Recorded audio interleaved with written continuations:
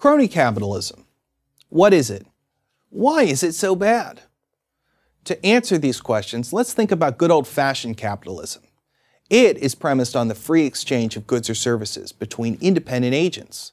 Let's say I want to buy some cereal. Steve's Grocery is selling my brand for $4. Ted's Grocery has it for $5. I buy from Steve, which creates the most value for both me and him. Meanwhile, Ted now has an incentive to cut his costs so he can compete better. Replicate this kind of transaction billions of times a day, 365 days a year, and that is how our economy functions and grows, or at least how it's supposed to. Now, what about crony capitalism? Let's say it's the government that wants to buy some cereal. More specifically, the House of Representatives Committee for Cereal Acquisition is put in charge of the task. Steve still sells for $4, Ted for $5. I buy from Steve. He's the low price man. But the Committee for Cereal Acquisition buys from Ted. Why? Because Ted lobbied the committee. Because his corporate headquarters is in the chairman's district. Because he gave more campaign contributions.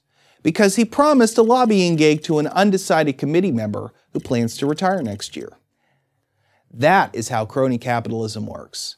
And it happens all throughout the government, from defense contracting to farm subsidies, clean energy programs, infrastructure spending, affordable housing, food stamps, Medicare, Obamacare, tax policy. You pretty much name it, crony capitalism is there. Capitalism is moral because it is premised on a voluntary exchange between independent parties who agree to the deal only because it creates value for everybody. Crony capitalism is immoral because one of the parties, the government, has been bought off. This creates three problems. First, it is unfair. Politicians are spending the public's money, but not for the public interest. Instead, they reward friends, supporters, or themselves. Our Constitution grants Congress the power to provide for the general welfare. Crony capitalism violates this sacred principle. Second, it is incredibly wasteful.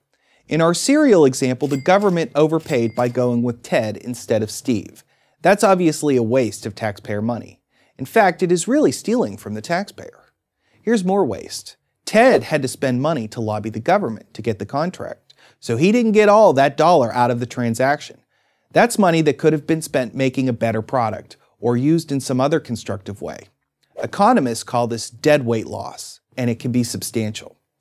Moreover, crony capitalism distorts the broader economy. In some industries, like healthcare, student loans, home mortgages, and aerospace, the government is one of the biggest purchasers of goods or services, so its politicized decisions can have wide-ranging and detrimental effects. An entire industry can become, in effect, a client of the government. When that happens, its goal is not to build a better mousetrap, but to keep politicians happy. How much does crony capitalism cost society per year? It is hard to say precisely, but the number reaches into the tens of billions of dollars, maybe beyond. Third, it tempts politicians to break the law. Once politicians feel free to spend the public's money for their own political purposes, they are just a hop, skip, and a jump away from doing so to line their own pockets or pump up their campaign funds, or both. So what can we do? Our first task is to recognize that government must have limits. Of course, there has to be a national authority to set the parameters for society that establishes the rules of the game and enforces them. But when we expect the government to promote an industry, tinker with some sector of the economy, help some important voter group, we create the groundwork for crony capitalism and all the bad things that come with it: favoritism, waste, theft, and other forms of corruption. America's 7th president, Andrew Jackson, had a very useful perspective on this issue. There are no necessary evils in government, he said. Its evils exist only in its abuses.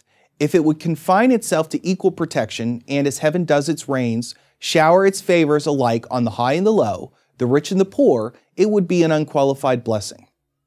Jackson had it right. A limited government confined to equal protection can't play favorites. Limited government. If getting rid of crony capitalism is the goal, it all starts there. I'm Jay Cost of the Weekly Standard for Prager University. To subscribe to our YouTube channel, click here. To help keep our videos free, donate here.